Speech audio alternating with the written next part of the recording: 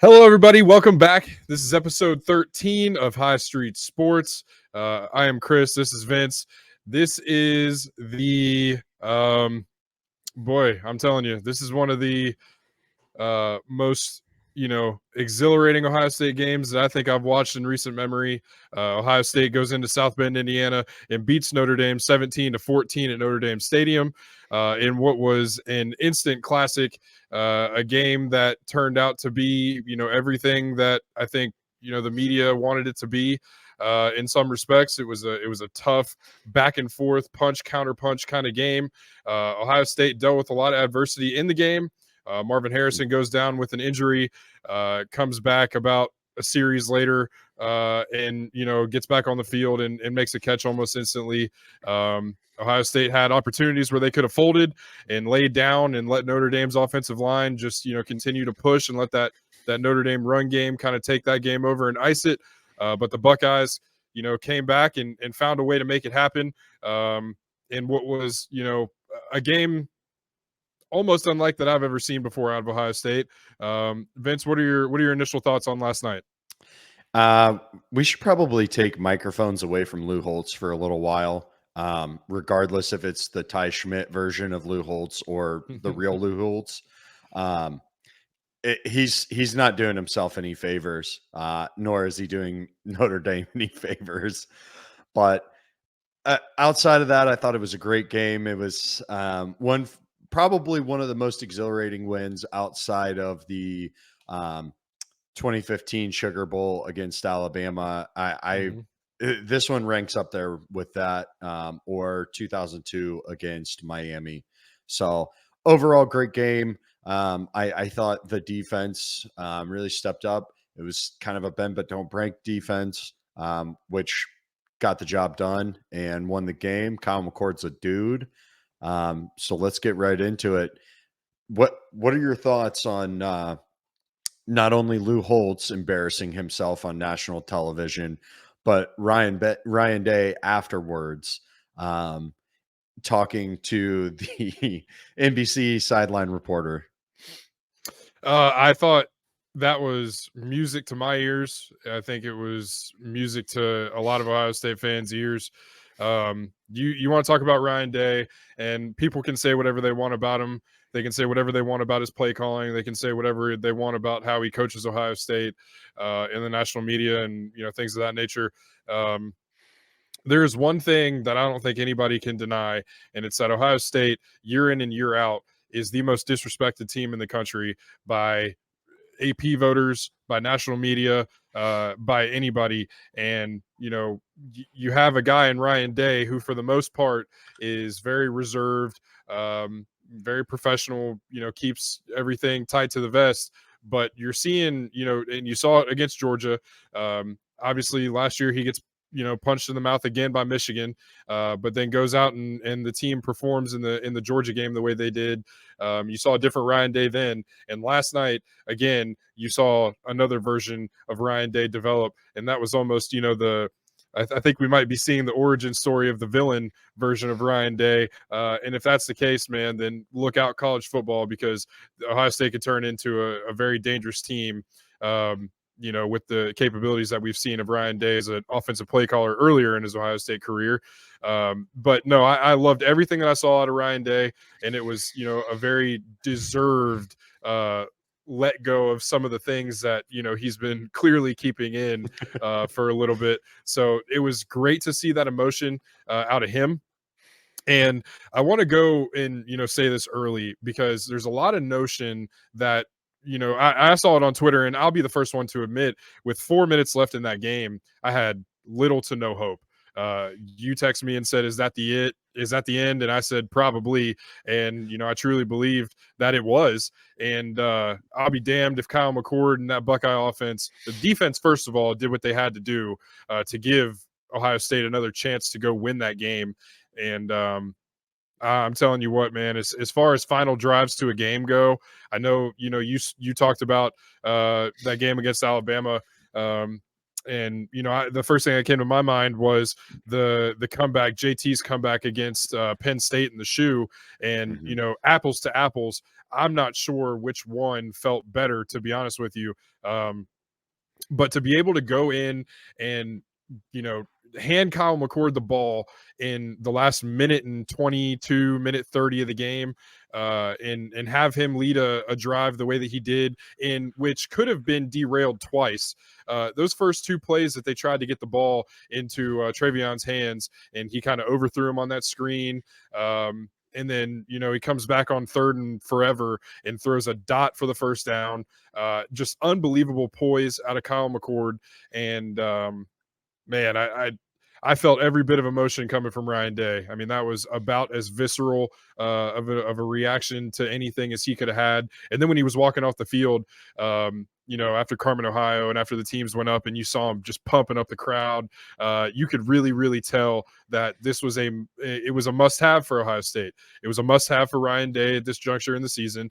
And man, I'm happy for him, and happy that Ohio State ended up with the win.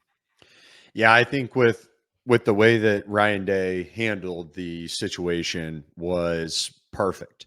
You can't back down to all of these haters. And I think it was Joel Klatt last week that was talking about how Ohio State is the most scrutinized team that there is.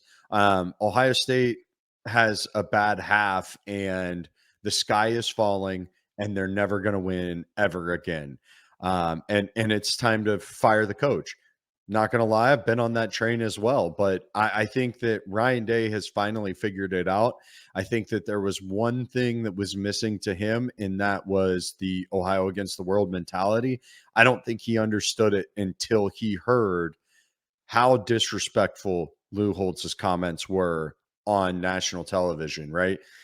Especially on the network that lost out on the Big Ten rights. So they Mhm. already have a big axe to grind anyway.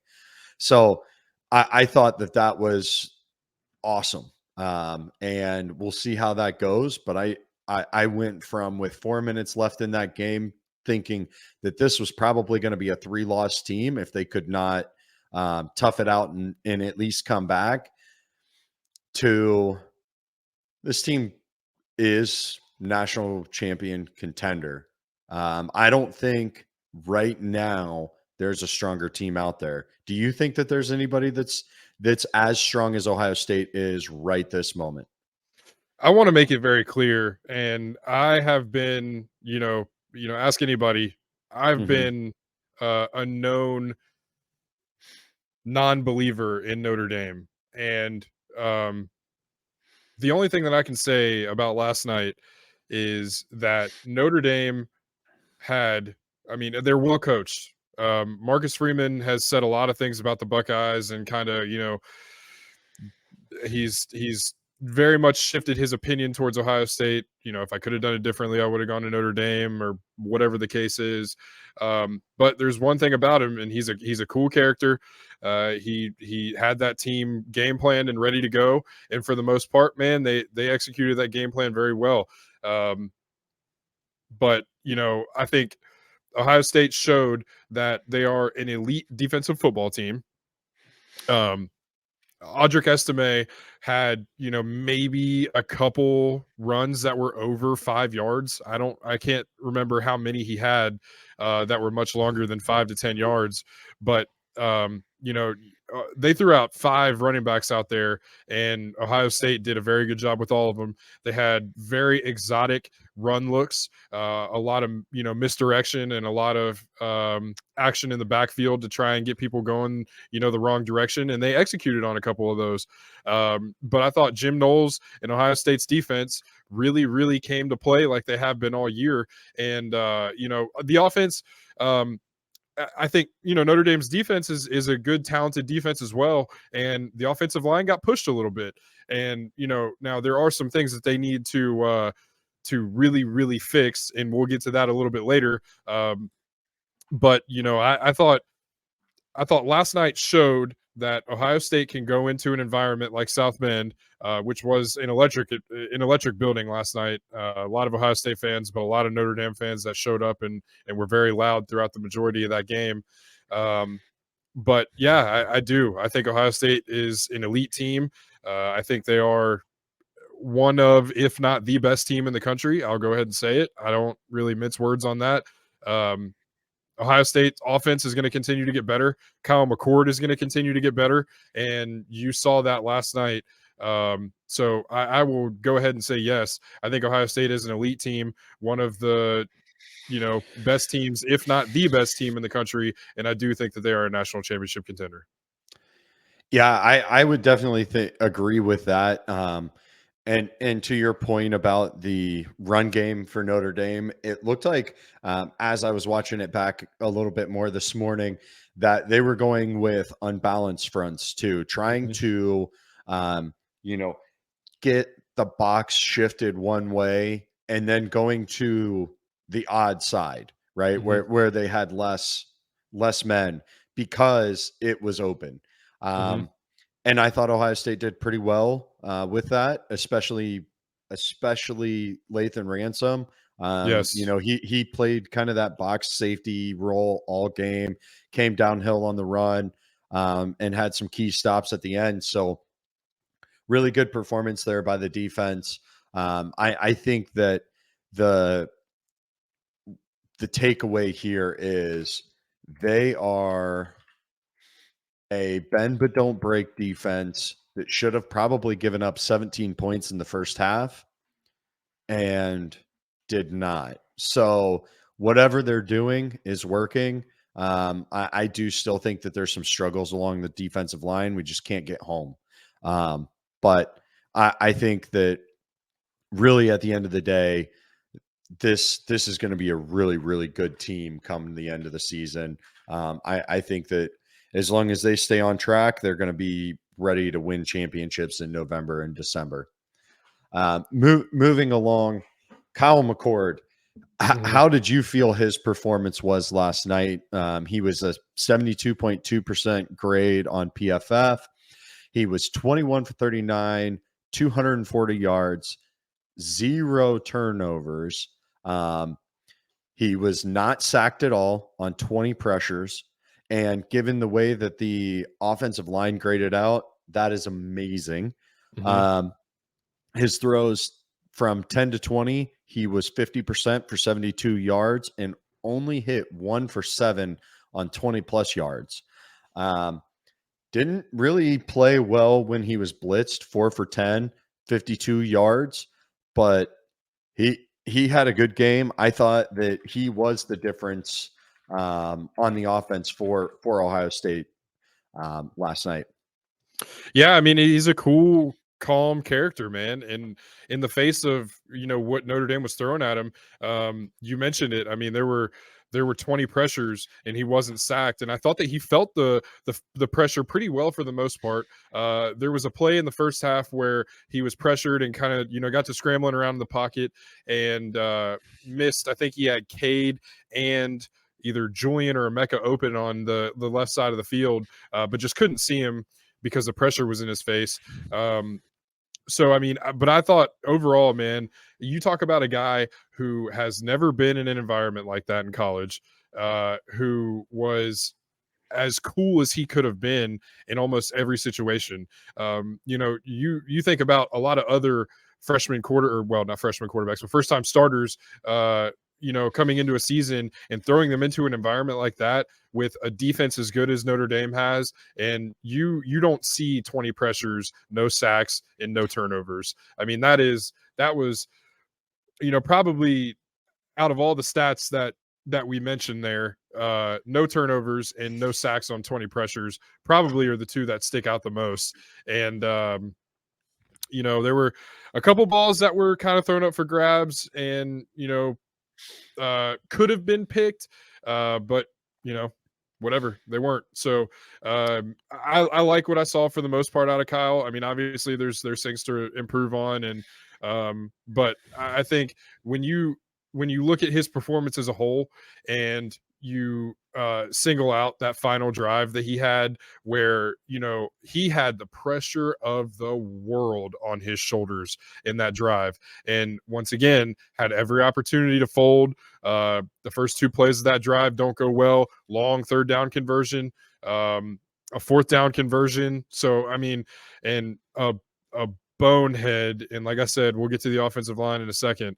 But just you cannot have what was almost a fatal mistake for Ohio State there on that last drive. But Kyle McCord, man, in the face of it all, just I mean, he's here. He's arrived. He's a guy. Yeah. Do you think that Kyle McCord ends up in New York at the end of the season after the way that he played in this big game and has continued to build over the season? You're not really seeing the numbers that you would like to see early, and I think that might hurt him in the end. But I think he has an opportunity to get there depending on how Ohio State goes after this off week. But I think for Ohio State, you don't need him to be in New York. You need him to do what he did yesterday, and that's just go out and win a football game. And he showed that that moment wasn't too big for him. And going into that final drive, I can't say that I was confident that it wouldn't have been. So I think that he could. Yeah, I don't think that's outside the realm of possibility. When you say that he is not the guy that is going to go out and put up all of those numbers, would you compare him to more of a JT Barrett type of guy then, or even Craig Krenzel, more of a game manager where he's just going to come in there and be consistent and make the plays that we need to make then? I don't know if I would necessarily say that he's just a game manager, because I think that's kind of selling him short a little bit. I just think that, if he had last year's offensive line, then absolutely he'd be a shoo-in for New York. And I think the numbers would be a lot different looking than they have been. The quarterback battle did him a disservice. So I think, those first two games are kind of a wash. And there was a feeling out process for basically the whole offense there. So yeah, I don't necessarily think that that's an indictment on him or his skill set. I just think that that's kind of the way that the games have played out for Ohio State thus far. And he's done what he had to do to win all four of those games. So no, I don't. I wouldn't necessarily label him a game manager. I just think that the offense is developing, and once it develops into what the final form is going to be, then we're going to see some numbers start to pop up. And I think Ohio State's offense is just still a little bit of a work in progress, but they're finding their way. Yeah, I definitely think that they're finding their way. Speaking of guys who found their way last night, Mm-hmm. Emeka Ibuka, Yep. he was on fire, 7 receptions on 11 targets for 96 yards. He was the best receiver by far all Mm-hmm. day. Now, Benjamin Morrison, Notre Dame's best corner, was on Marv the whole day and decided that all he was going to do was grab Marv's jersey Uh-huh. right at the shoulder pad and just Yep. hold on while Marv takes him around the field. Mm-hmm. So it's kind of hard to get some catches there. Not saying that Marv played the best, because I think that there's going to be some areas that you see for improvement on film. But at the end of the day, Marv's a dude. He's a dog for coming back after that gruesome injury. But back to Emeka. He played a lot in the slot. 72% of his snaps were in the slot. And six of his catches, yeah, and 8 of his targets were all down the middle of the field, which is pretty good. I think that really suits Emeka's skill set there.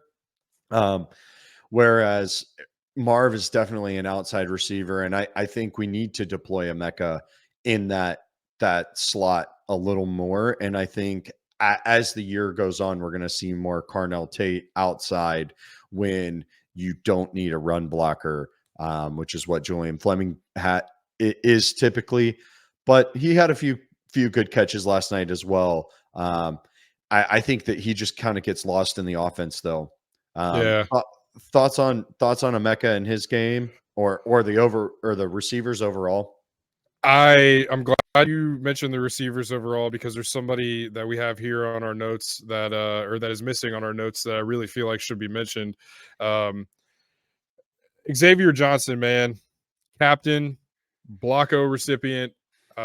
He is one of the leaders on this team.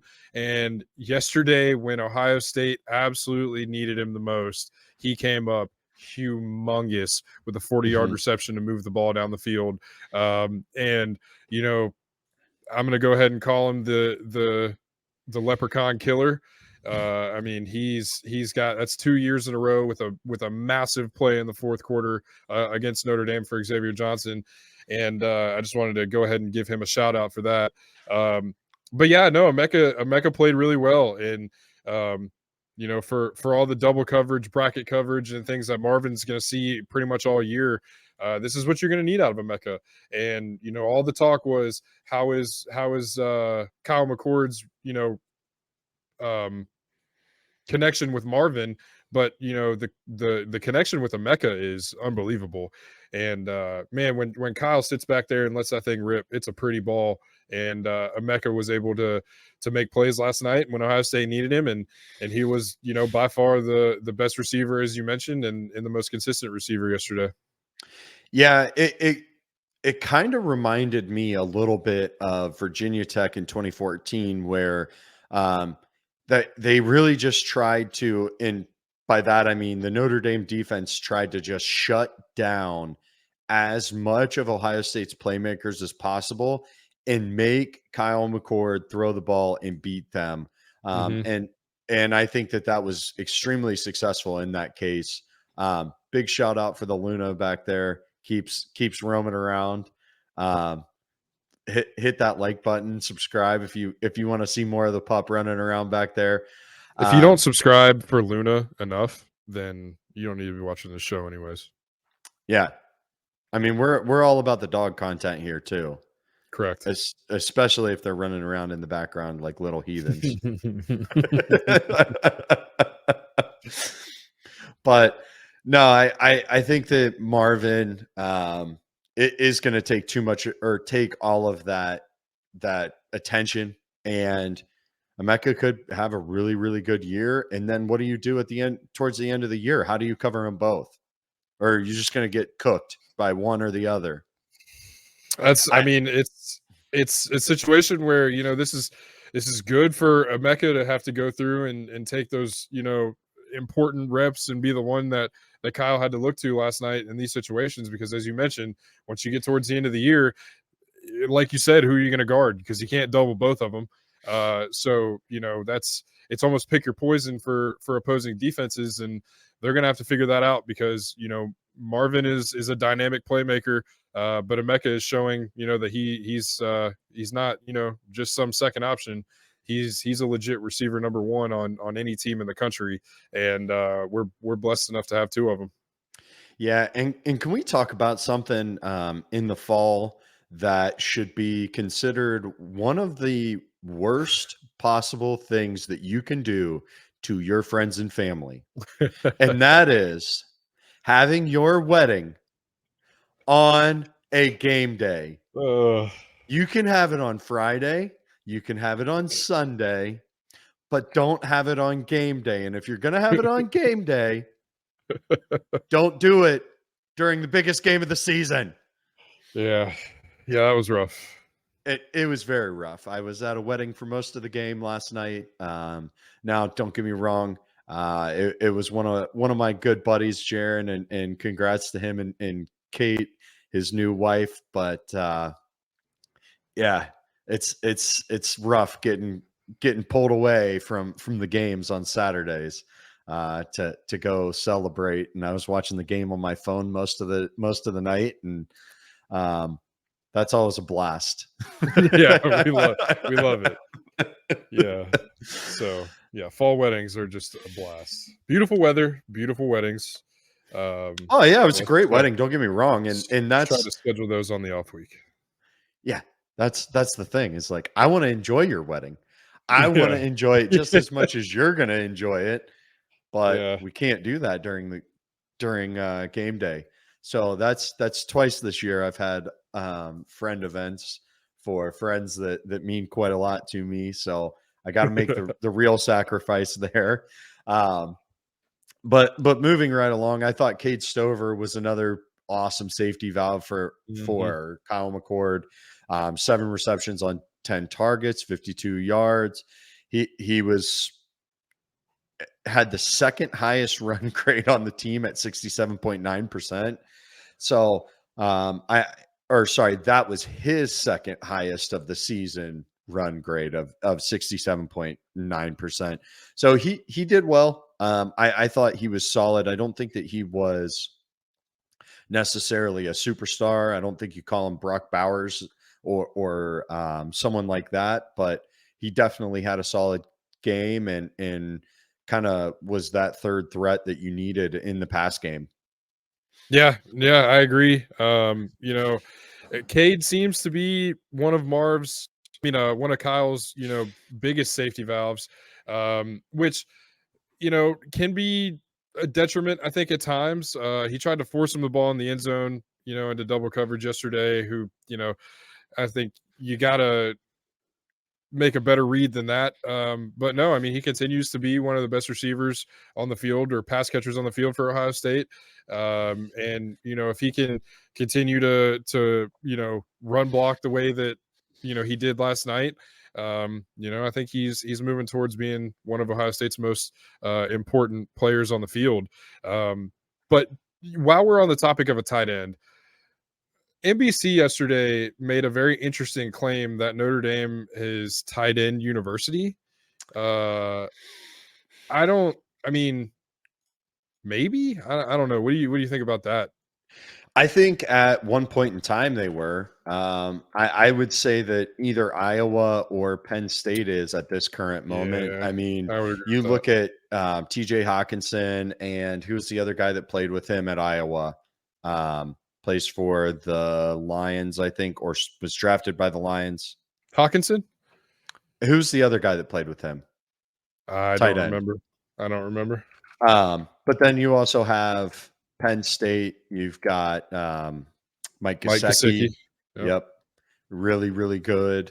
I know they have another one or two in the league as well as starters, but I wouldn't say that Notre Dame is tight end U. They do have a Yeah. few.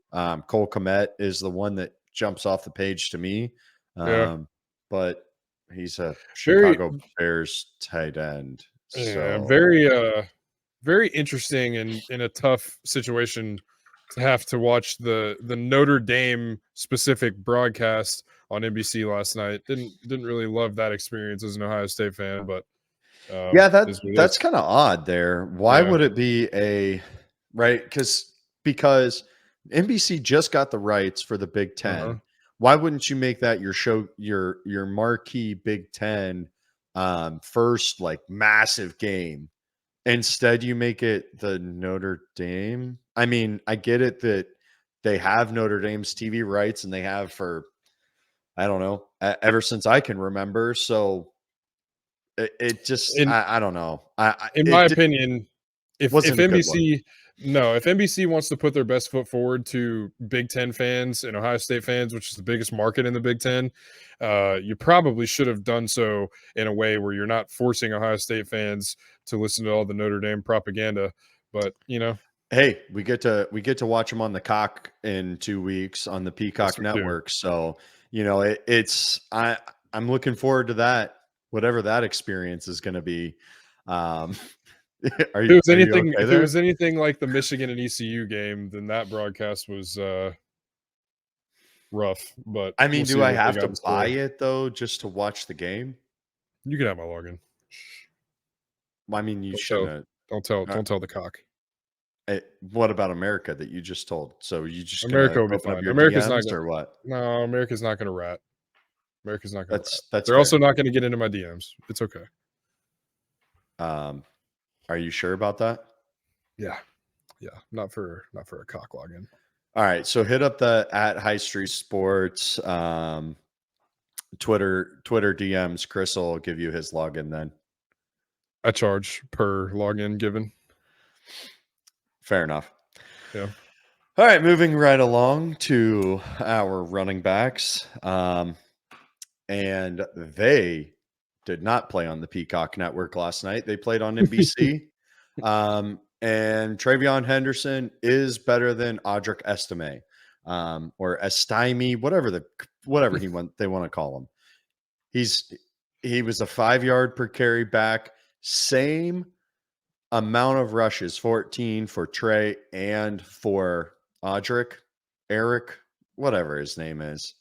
They keep showing that picture of him wearing the tank top and on an ESPN show that he's some big bad running back. I didn't think he was that big bad running back, but Trey, 14 rushes, 105 yards, 7.5 yards a carry, 1 touchdown, had that massive 61-yard rush. Absolutely beautiful. Trey's a sight for sore eyes when it comes to hitting some of those outside zone runs, the stretches a lot, and just going. He is absolutely electric when he gets free. His breakaway speed is, unlike a lot of running backs that I think I've ever seen at Ohio State. He's an absolute burner, and when he, people are very critical of Travion and the way that he runs the ball, and for the most part, I have to stay off of Ohio State Twitter during the games. But Travion, again, I will say it. I've said it before. This is a Travion Henderson stand show. He's the best running back on Ohio State's roster, and he showed that again last night. And last second touchdown or not, Travion Henderson is the best running back on this roster. I will give you he's 1A at this point, and I think 1B is Chip Trainum, because not only did Chip have the game-winning touchdown, he's had 2 key blocks on touchdowns against Indiana. Chip also had that 40-yard run last week where he showed that he has the speed. I think that Chip Trainum is 1B. B? I don't 4, know. whatever. 4B. I don't know. But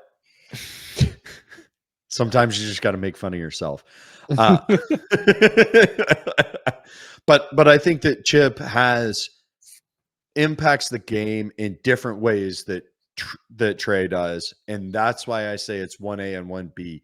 I think that they both have some good common traits, but I think that obviously Trey is the workhorse of them all. But I think Chip Trainum is that perfect guy that just comes in and is a change of pace guy.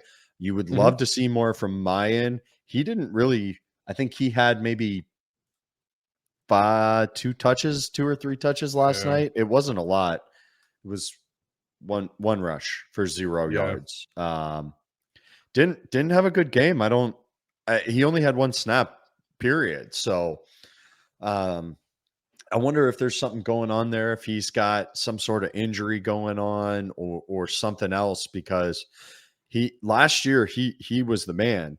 And to see Chip and Trey consistently getting way more snaps than him is kind of a surprise to me, at least right now. And especially in a big game like last night, where you probably could have used 3 running backs.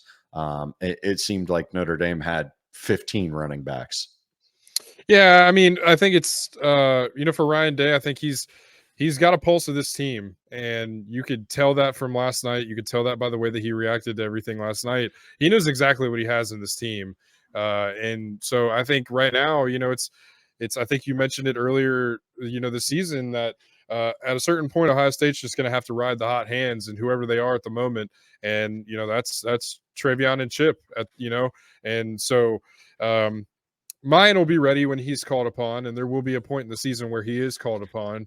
But for right now, it's Trey and Chip's show back there in the backfield. Yeah, and I love to see it. It's been very good, and I'm very happy with it. I just wish that they would get a little more help in the run game, and from the O-line. The O-line last night graded out overall at 62.3% in the run game. Josh Fryer was the highest at 63.8. Josh Simmons, lowest graded at 44.4%. That's just the run game. We'll talk about the pass game in a minute. What do you think is causing this offensive line to struggle so much in the run game? Do you think it is because of the transition from mostly zone to running both zone and gap schemes? I think that has a lot to do with it, but I think it's overall inexperience. I mean, you talk about Josh Simmons, who played all year last year as a starter, but not at this level. Carson Hinsman, who has been, for the most part, um, okay at center. He's not, what Ohio State has had in the past at center, which is, elite center play. So Mhm. Carson Hinsman's still growing into that role. But I mean, I would like to talk about Josh Fryer for a second. He is, in my opinion, he's been very underwhelming this year for what you would have expected out of him. And you can call it, finishing a block, you can call it whatever you want. But at that point, when you make that initial block and you get that defensive lineman on the ground, there is zero purpose to putting yourself and your team in a situation where you're going to leave a judgment call in the referee's hands of whether or not he throws that flag or not. And I saw a lot of people on Twitter saying, "Oh, this game is soft. These referees are soft. He was just finishing a block." Well, the guy's on the ground. You don't need to dive on him after you've got him on the ground. There's other ways to make sure that he doesn't get up and impact the play, rather than to belly flop on him right in front of an official and get what could have been a detrimental penalty called on you and your team. Mhm. But Josh Simmons had another massive penalty that just ruined a drive for Ohio State in that third quarter. So there's a lot about that offensive line that with is they played well enough for Ohio State to win that game last night. But that just you cannot have those penalties creep up and get you in those situations. And I don't know what Coach Day and Coach Fry have to do to get that squared away. But that stuff has to stop, and it needs to stop like now. Yeah, I think a lot of what we're seeing right now with the offensive line is just the result of poor recruiting over the last 4 to 5 years Hmm. for the offensive line position, not getting the guys that you should, and playing guys too long, and then not developing anybody behind you. Yeah. Um, it's sad. I think that Justin Fry will get this turned around. I think that we need at least, I don't know, 1 or 2 more seasons before that happens. I think you need at least 1 or 2 recruiting cycles. And I think you need another guy like Paris Johnson Jr. to come in to really right the ship and take control in that room. But the offensive line just has not lived up to the expectations of what we thought. Running hasn't been running Run blocking has not been good. Neither is pass blocking. I mean, pass blocking, the team graded out at 30.3%. Carson Hinsman, 7.9%. Hmm. At that point, why are you playing on one of the best teams in the country? I know that he is young and inexperienced, and I hope that no matter what he does from here, is he just gets better. Um, but it's rough. He had he gave up 9 pressures himself, leading to 2 hurries, or sorry, 7 hurries and 2 hits on the quarterback. So just the center alone led to 9 plays um, where the quarterback was under duress, and that's one less than half of the pressures that he had all game. It's tough. Josh Fryer did grade out the highest. He was the highest overall graded offensive lineman. But stupid penalties can take you from a really good performance to looking like you've got egg on your face. I'm not saying that this is the sky is falling, the offensive line can't be corrected, throw the baby out with the bathwater and all of that noise. That's not what I'm saying here. I'm saying that Ohio State needs to focus on the offensive line getting better in this bye week. And I think coming out of it, if they can get some of these mistakes corrected, look out, boys. Look out. I think that this is going to be a really, really good team down the stretch. Yeah, I mean, you look at Ohio State, and they're a couple things away that, if you clean those things up, some of those mental mistakes, some of the offensive line mistakes, and some of the things there. I mean, they're a couple steps away from being a really, really, really good football team, and they are already a really good football team. But you're looking for those extra 2 or 3 reallys in front of that really to get them, to where you want to be. So yeah, I mean, I thought overall yesterday, Ohio State's offense, if I had to give them, a letter grade, I'd be somewhere between a B and a B plus. I don't think it was a great game offensively, but they did enough to win the game, and that's really in that game. In terms of where you're at in the season, fourth game of the year, going into a bye week, you look at that first quarter, so to speak, of the season, and that caps it off in a pretty good way going into the off week with the victory at Notre Dame. Yeah. What are your keys for the offense to look at during this bye week? You continue to clean up play calling, continue to iron that stuff out. I thought that they've developed their play calling. I thought some of the things that they did last night with some more of that jet sweep motion.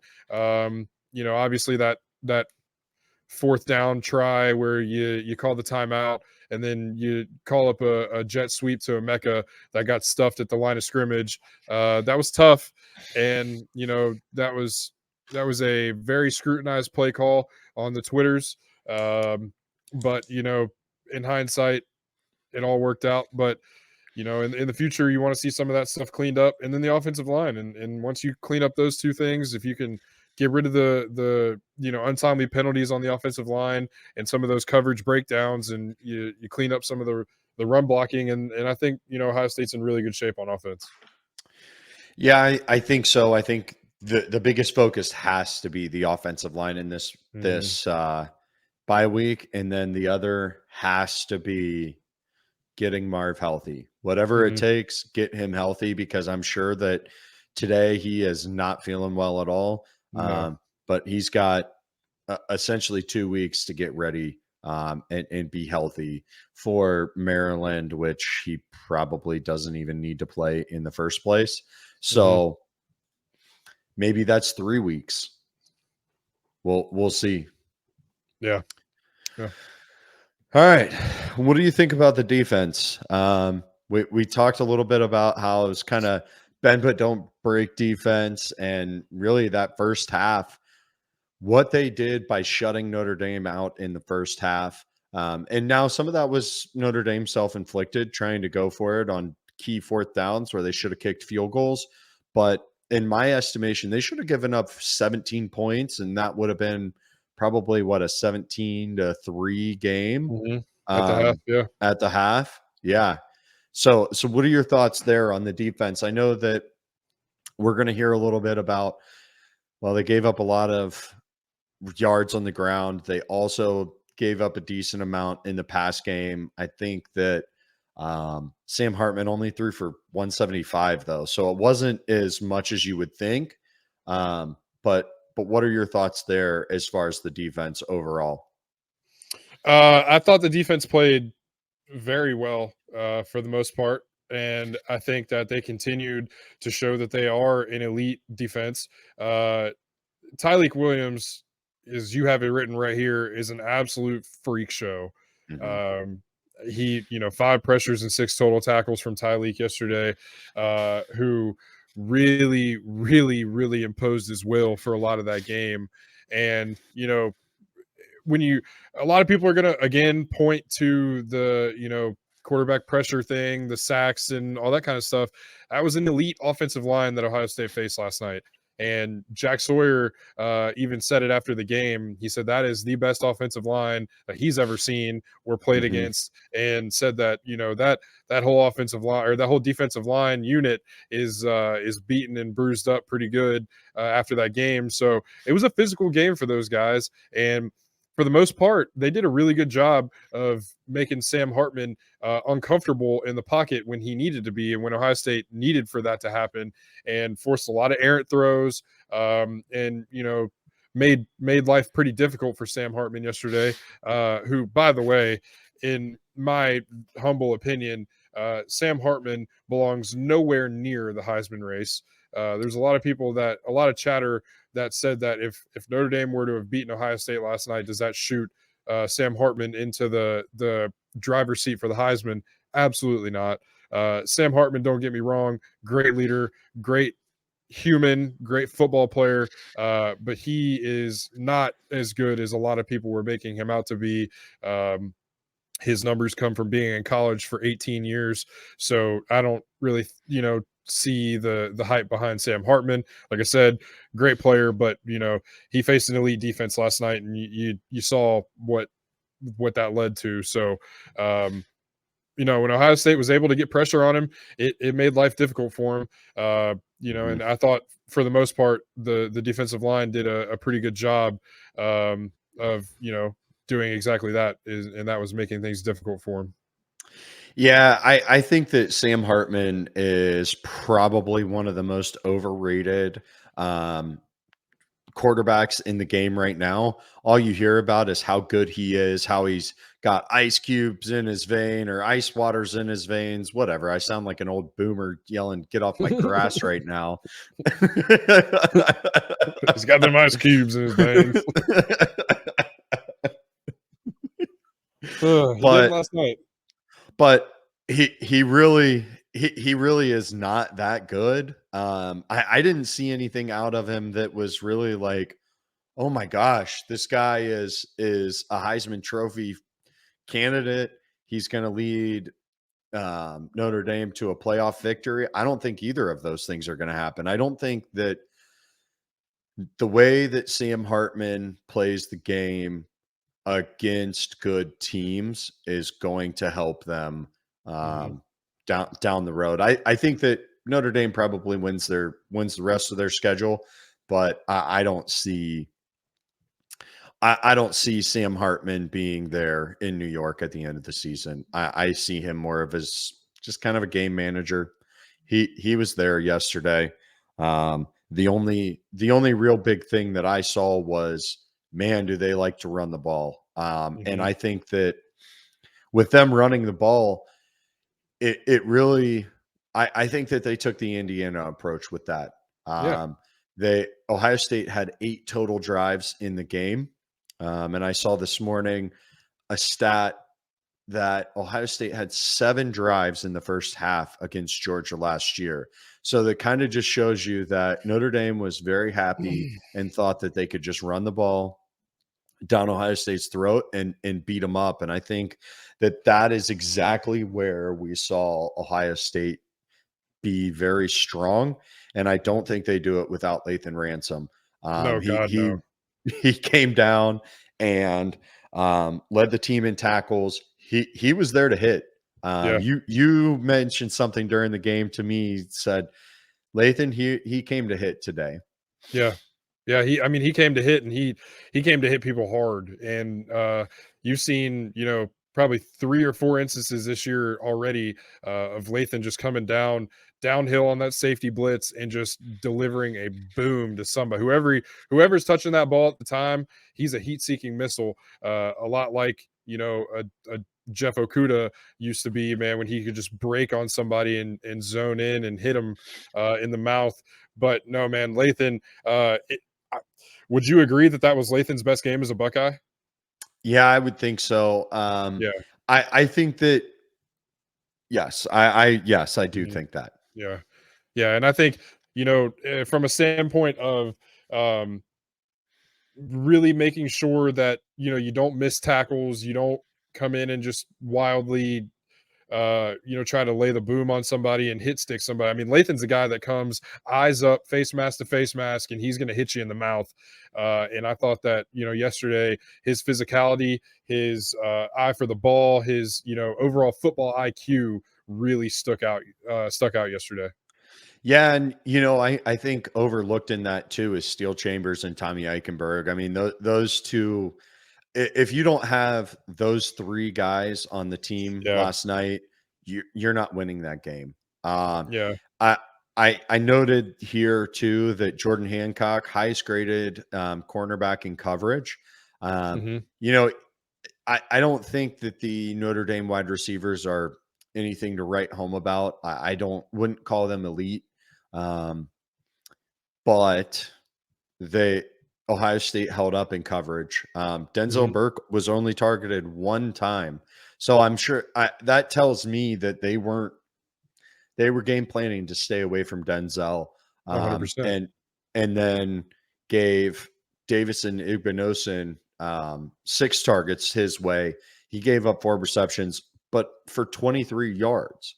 So it's not like the corners played bad at all. I thought that they played really well Hmm. for what they could do.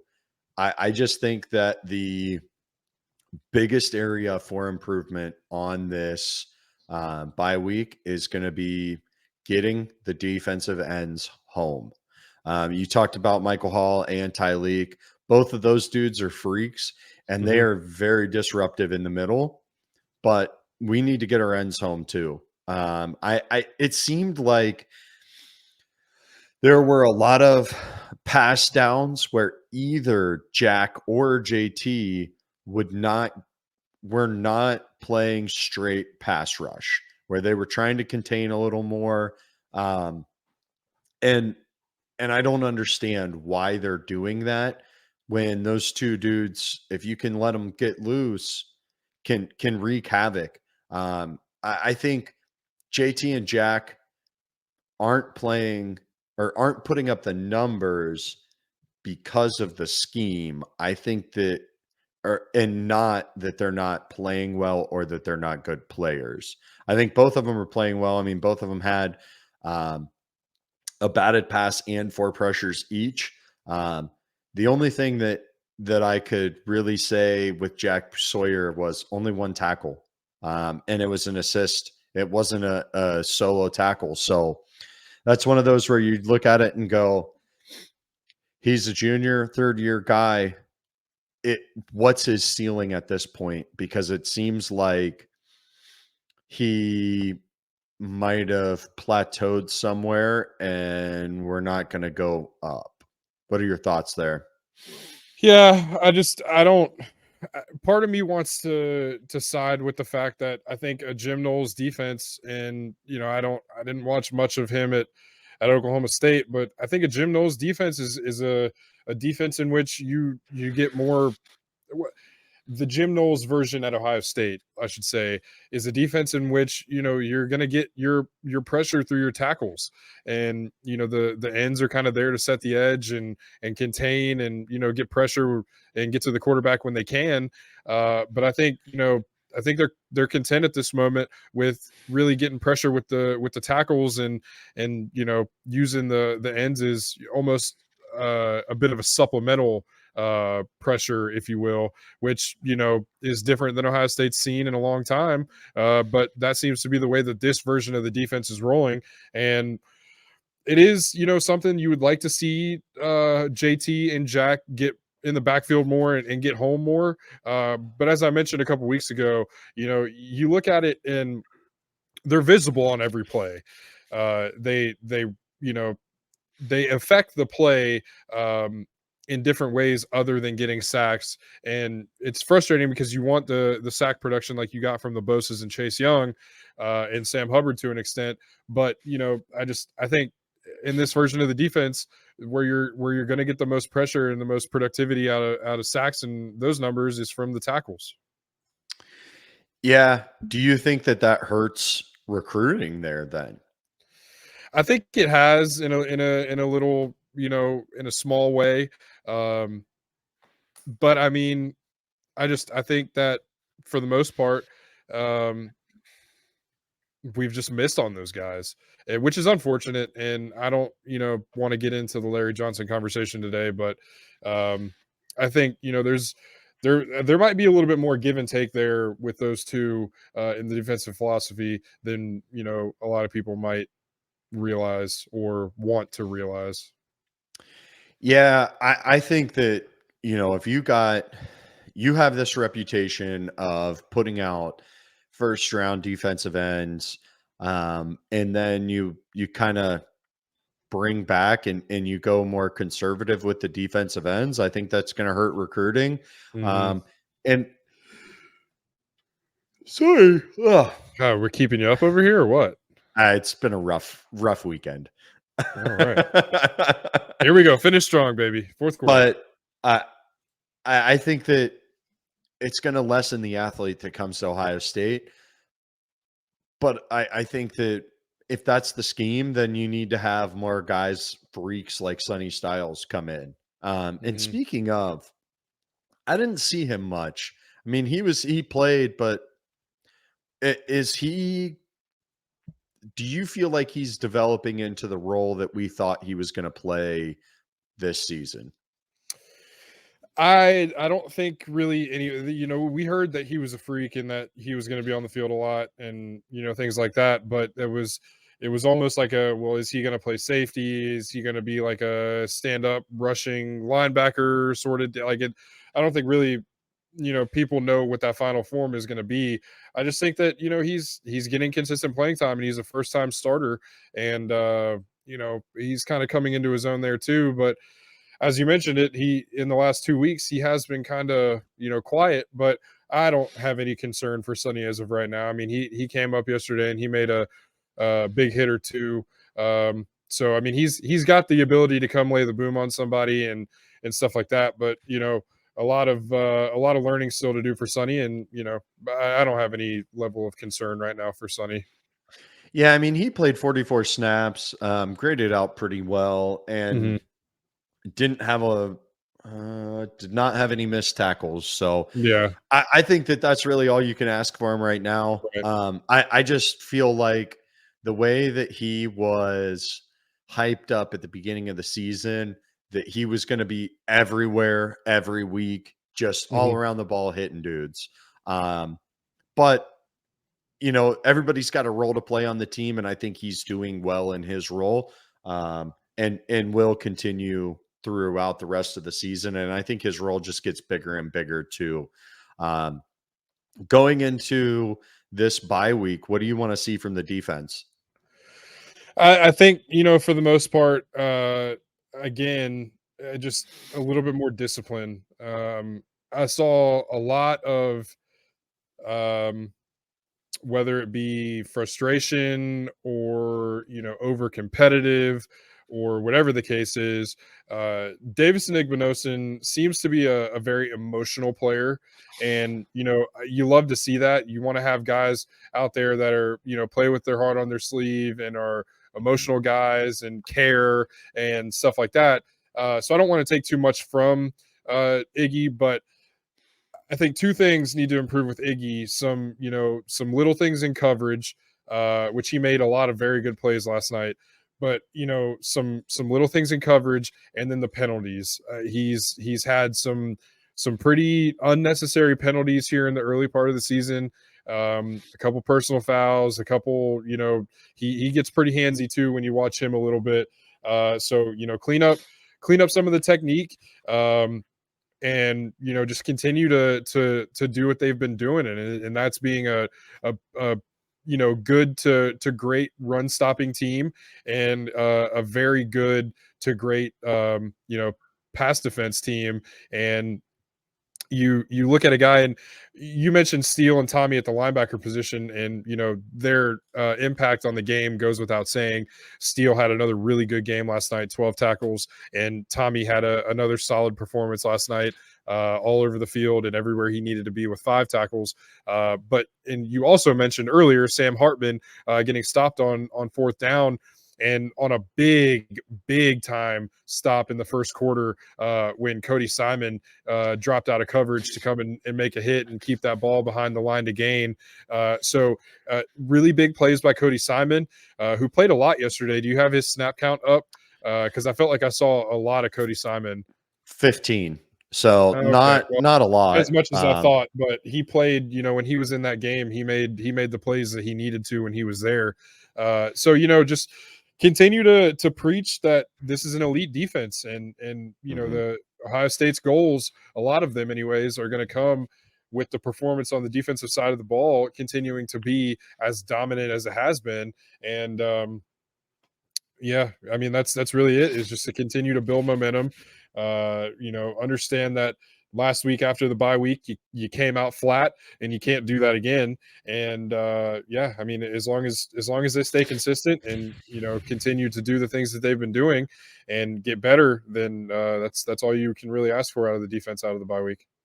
Yeah, when you say coming out flat, are we talking about like as flat as Colorado looked against Oregon yesterday?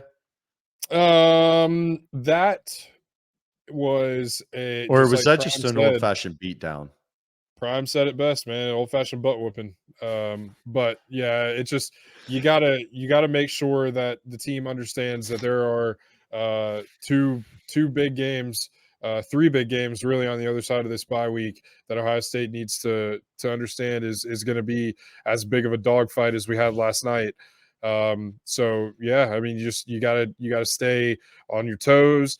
You gotta continue to have that underdog slash villain role that I think Ryan Day is leading the charge on for Ohio State now.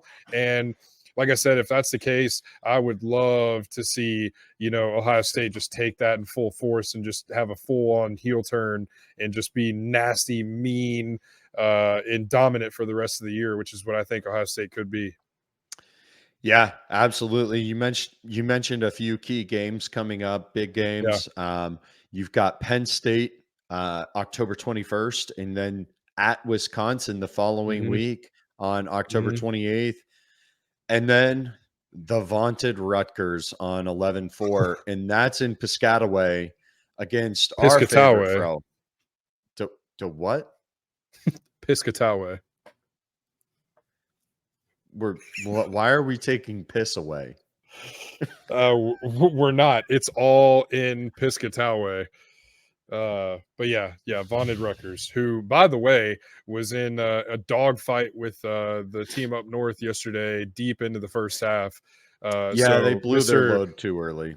Mr. Heisman candidate JJ McCarthy over there in Michigan, really in a dogfight with Rutgers in the first half yesterday. Yeah, does he stink or what? We'll get into them on a different day. Today's about Victory Sunday and beating Notre Dame, not about them. But I mean, we yeah, can't poop on them a little bit. nah, No duty uh, on their face or well, chest. I yeah, mean, it's gonna be there. do we need to get Odell out here or what? I heard he's a big time Michigan guy. He likes Dookie on his chest too. Yes, we know. Oh, jeez. Well, I think that's the end here. I think we've fully gone off the rails. Yeah. Right. I reference I didn't think I was going to bring in here today, No, and that's you're pulling Odell deep Beckham from the Jr. vault, pulling in deep. Yeah. So we'll see you next week. Talking about the bye week. Let's not lose the bye week. Can't No lose the bye week. one get arrested this week. Yeah, that's imperative that Ohio State takes the momentum that they had in South Bend last night on a walk-off touchdown by Chip Trainum to propel the Buckeyes to a 17-14 victory in South Bend. Ohio State moves to 4-0 with arguably the best win thus far in the college football season in a dogfight last night.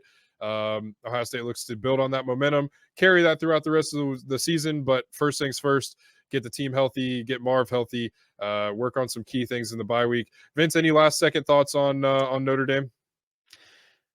Yeah.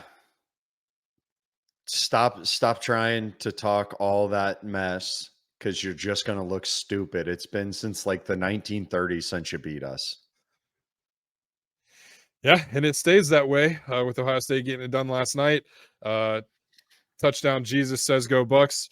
We say go Bucks. Guys, always remember, go to the YouTube, High Street Sports, subscribe, like, comment, let us know what you think. We're going to keep pumping out all kinds of content, Ohio State content, college football content, NFL content, and things beyond football season. So keep it locked here. Subscribe. Let us know what you think. Like I mentioned on episode 12, we just passed 3,000 views last week. So thank you guys for all the support there. Share the episode with a friend if you like it. Even if you don't, share it, let everybody know that we're out here.